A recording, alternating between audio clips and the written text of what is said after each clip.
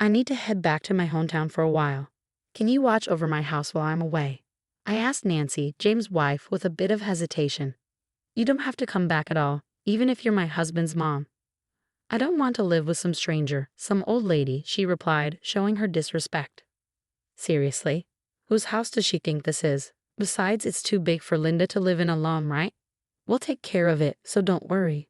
We'll change the locks, so it won't matter if you come back. Too bad. Ever since I moved in with James and Nancy, her behavior has been terrible. I've had enough. Fine, I won't come back here anymore. Really? Yes, really. Just do whatever you want from now on. I, Linda, harbor a secret side that even James isn't aware of. What would Nancy make of it if she found out? Quietly, I packed my things and left the house. My name's Linda. I've been on my own since my husband Thomas passed away 3 years back. At 57, I tied the knot with Thomas, a co-worker of the same age, when I was just 24. We didn't have much money, but we had spirit, I suppose. We were just young and full of hope.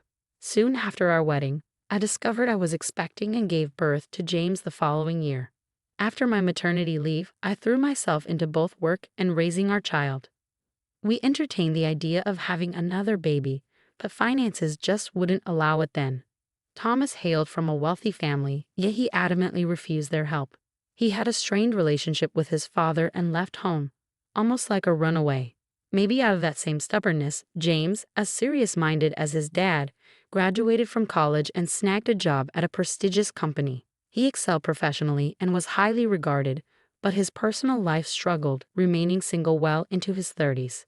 We tied the knot young, full of vigor, but it seemed we didn't follow in our parents' footsteps in that regard. James, when will I get to meet my grandkid? That was Thomas's constant refrain.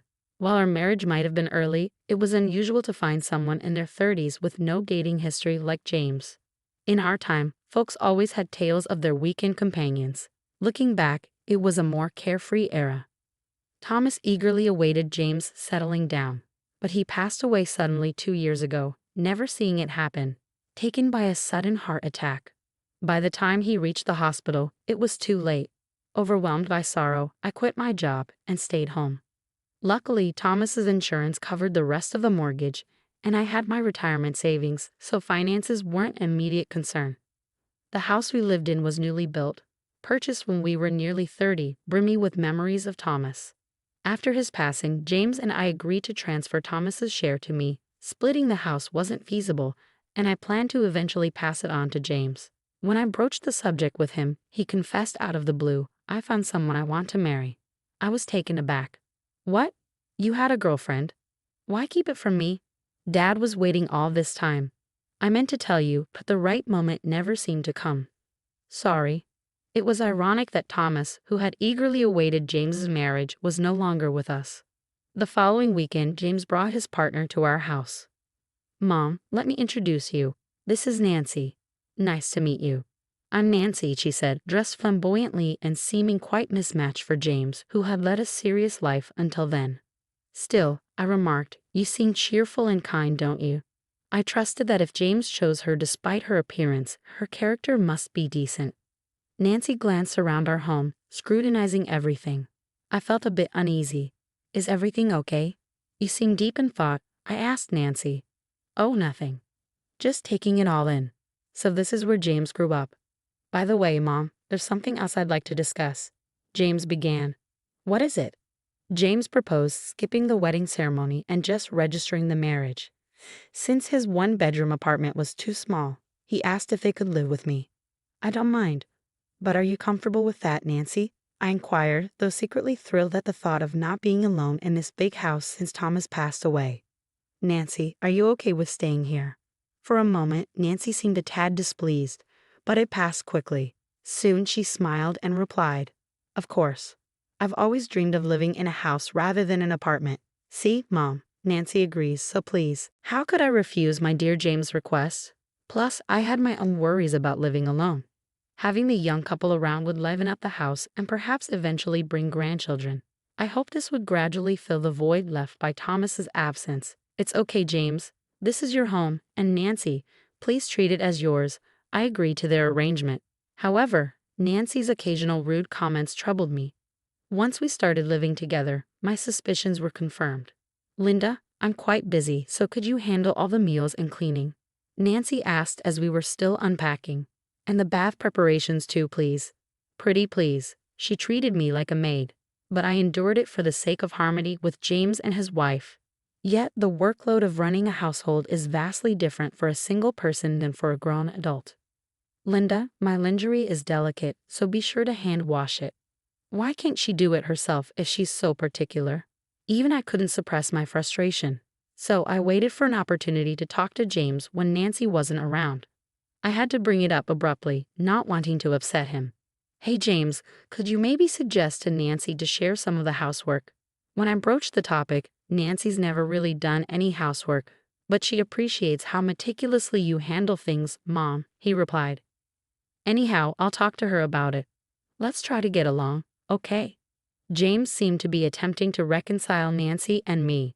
From that moment on, Nancy's attitude towards me deteriorated further. Why isn't our room tidy? There's dust everywhere. Can't you clean your own space? There might be things we don't want touched. What are you implying, Linda? You're such a homemaker, always at home, right? It's like you're mooching off James. Can you at least pitch in with the housework? I muttered, feeling a weight of resentment building. If anyone's leeching off James, it's me. Nancy's the one draining the life out of this place. I'd endured everything because she was James' wife, taking care of them both. But I hit my breaking point. One day, my sister called. We were all grown, both my sister and brother married, with no one left at our parents' house.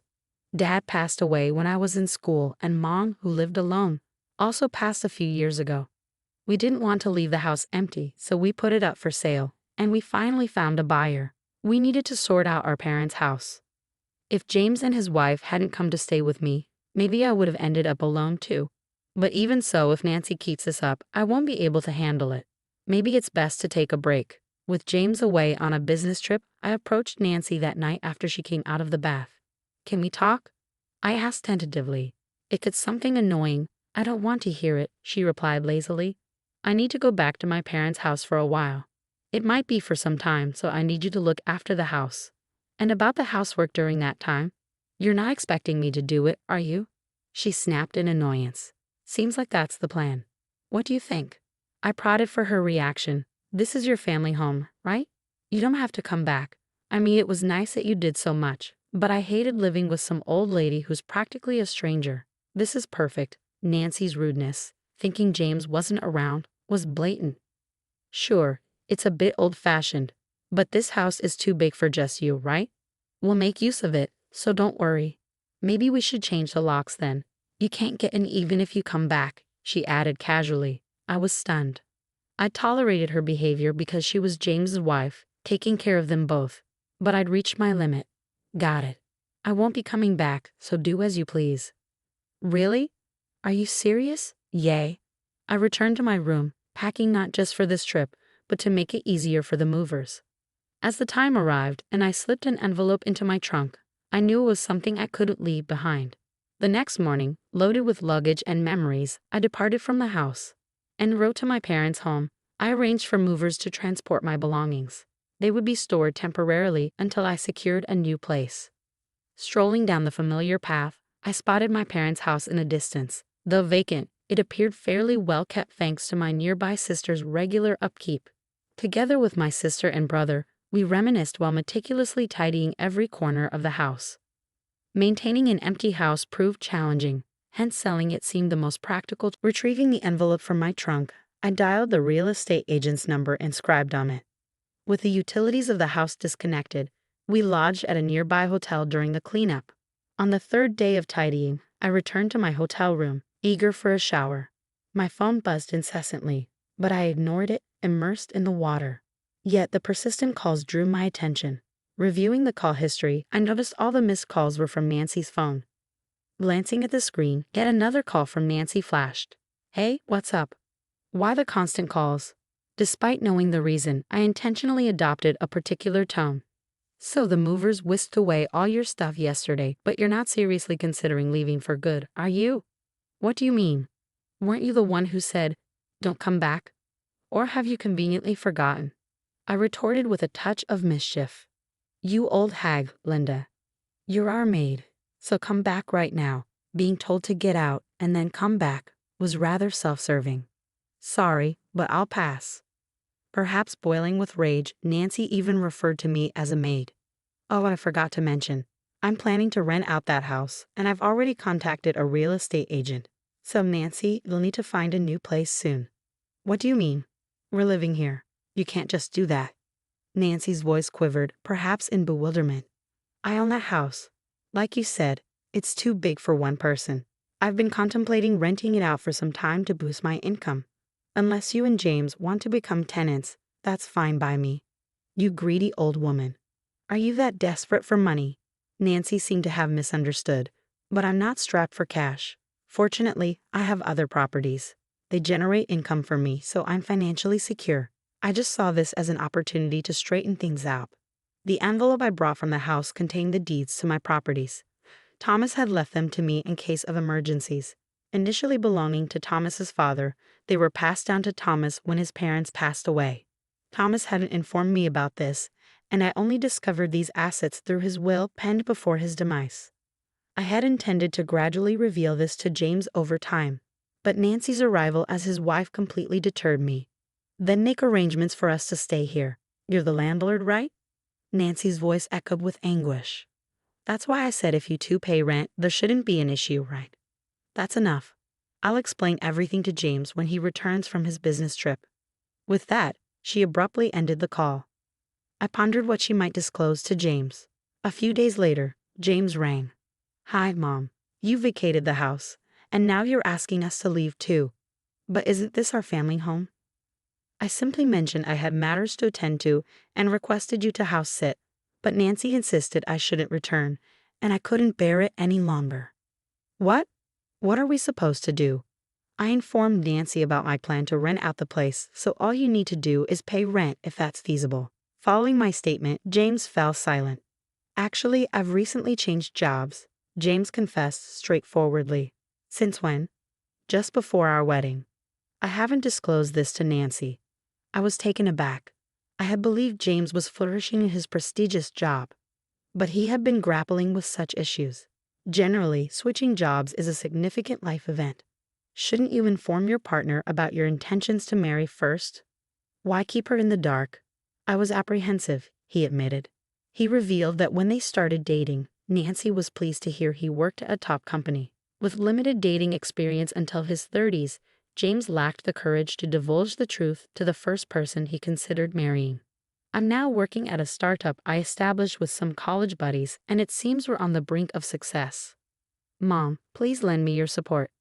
James, devoid of siblings, sought my assistance. I wanted to offer my support, but James needed to take responsibility as an adult and a spouse. Life would only become more challenging if he didn't come clean and seek understanding from his partner. James, you're capable of sorting out your own affairs. Once you've done that, I'll assist as much as I can as your parent. Understand? After delivering that message, I ended the call, feeling a bit too stern. I resolved to have a conversation with both of them.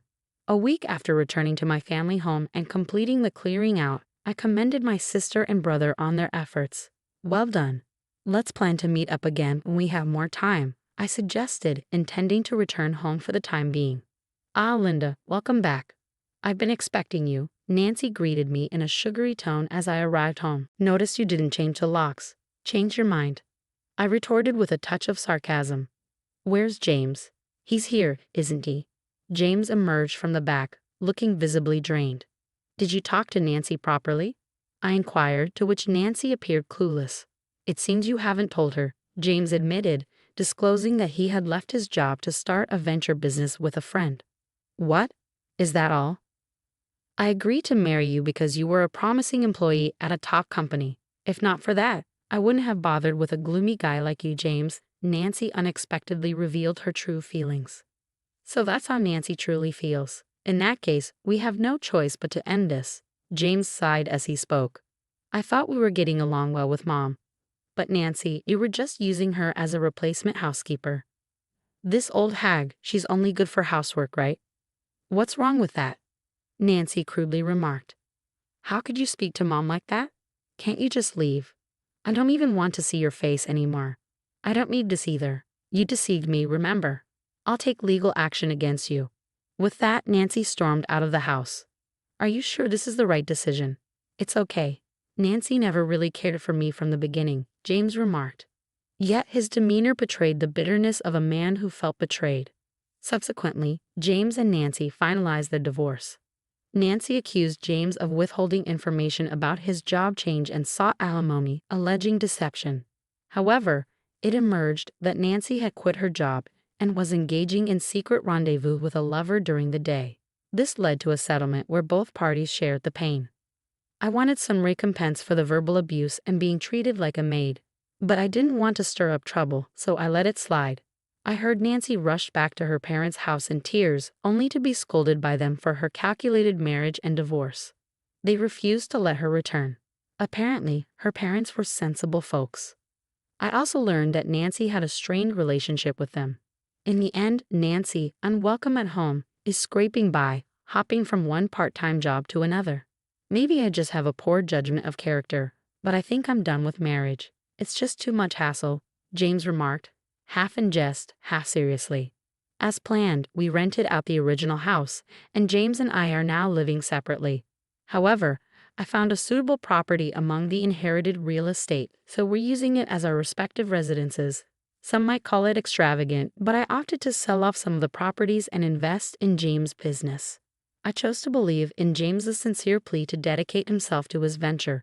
Perhaps his marriage will have to wait until his business finds stability. As his mother, all I can do is hope he encounters the right person when the time is right.